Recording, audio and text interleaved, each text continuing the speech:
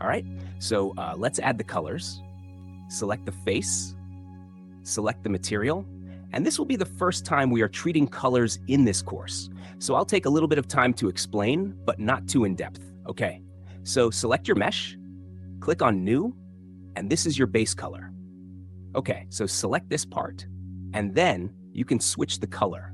Okay, so you could just go ahead and click on this eyedropper and pick the color from the object. Now, you can't see the color because we are in the solid view.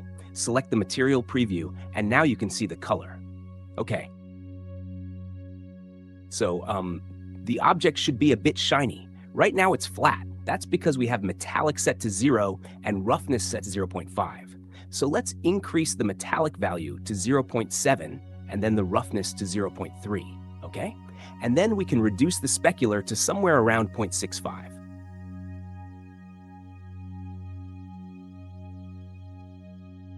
Okay, so now let's copy the same color for the other objects that require this material. So select the shoes, the hand, the body, and this. And then finally, we select this. So Control L, that's Control plus L, and then link materials. All right, so we left this out and this as well. Then select both, and then select this, Control L, link materials. All right.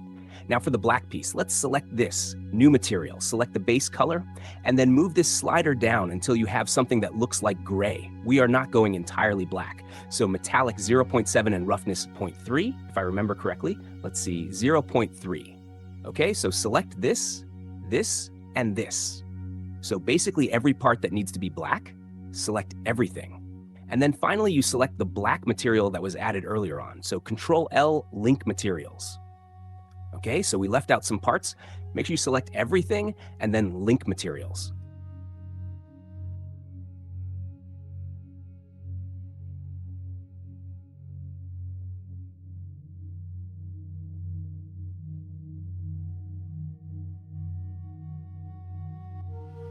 Like I said, we're going to use an image texture for this. So I have to separate this from the object. All right, so instead of creating a new material, let's just click on this icon.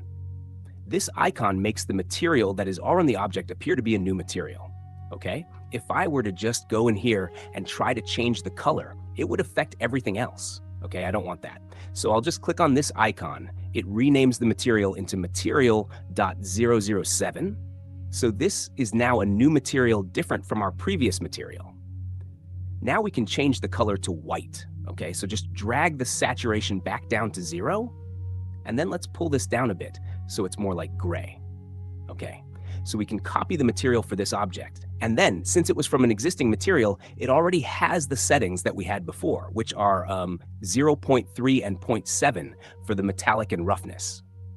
It's a bit too shiny if you ask me. So I'm looking at our reference, it's a bit too shiny, so we might want to increase the roughness to maybe 0.4. Yeah, this should work. I feel like our yellow should be deeper as well. Of course, you can use any color you prefer.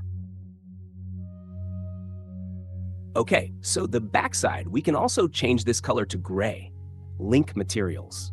And then for this, you can use yellow as well. So this would have an image texture, and this would also have an image texture. All right, I should probably do the image texture right now as well. So this is the image texture we'll be using for the backside. And then this is the texture we use for the front side of the model. Okay, so what you want to do now is select this model, make it a new material. So it's now material.008. Go to edit mode. You can go to local view so that you know exactly what I'm talking about. Select this entire mesh, press U to unwrap, and don't worry about the complex settings for now. Press U to unwrap and then Smart UV Project, and then click unwrap. Now, what has this done? If you go to UV editing, you can see the unwrapped mesh, which is this mesh selected. This is the mesh unwrapped, like so. So what you want to do now is select this entire mesh and rotate this 90 degrees, then try to position this, make it fit this box.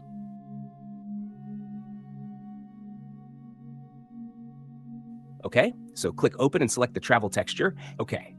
Now, if we go to Material Preview on this menu, we're supposed to be able to see this texture on this, but we need to enable one more setting.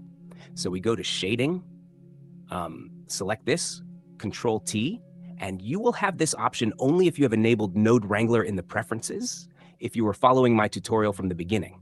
So you want to make sure Node Wrangler is enabled. So when you press Control T while this is selected, it will help you with all of this. Okay, so click on Open and select this image as well. So now if we go back to the UV editing, we can see the image on our mesh. Now the only problem is it is inverted, right? So select this entire object. If it is not selected, make sure everything is selected.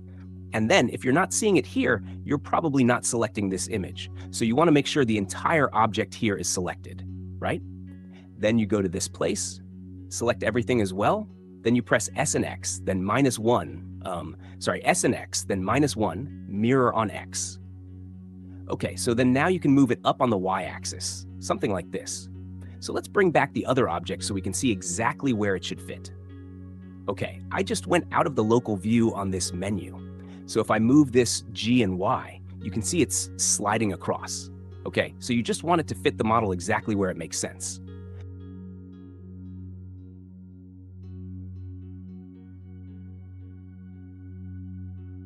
Okay, so we can go back to the layout now. Let's see what we have. If it's confusing, you might want to watch this part again so you get a clear picture. Now this black is appearing to be too dark, so I would increase this. I'm trying to have this exact look on the model. Okay, so for the back side, the same thing as well. Let's press to go into the local view, press 1 to go to the front view, U to unwrap, and then before we unwrap, let's also change this material. Okay, because at the moment, this material and this material are sharing the same colors, so we don't want to have the image texture also appearing on this circle. All right, so let's just make it a new material. So now we have material 009. Okay, so first we want to go to the front view, slash to go to the local view, U to unwrap, and then Smart UV Project unwrap. Then we go to UV editing and then load in the caution do not image.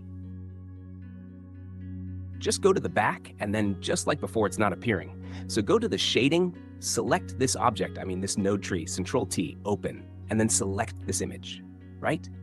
So now we go back to layout. You can see the image is appearing. And just like before, it is not oriented correctly. So what you want to do is go back to your UV editing, and then we have to make sure this is oriented appropriately.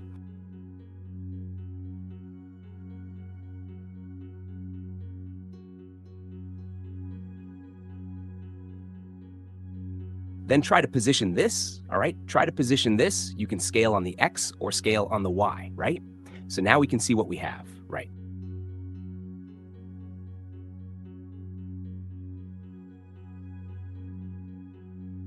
So let's go back to layout, press slash, and it is flipped backward. And that's because we projected from the front view, right? So if we press Control 1, it takes us to the back view, okay? But this is not the problem. Okay, we could go back to the UV editing and then scale this S, X -1, or we can just do the easy method, right? So this is where we are in the layout menu. Just press S and X1, okay? So it literally just flips the object around while leaving our image texture as it is.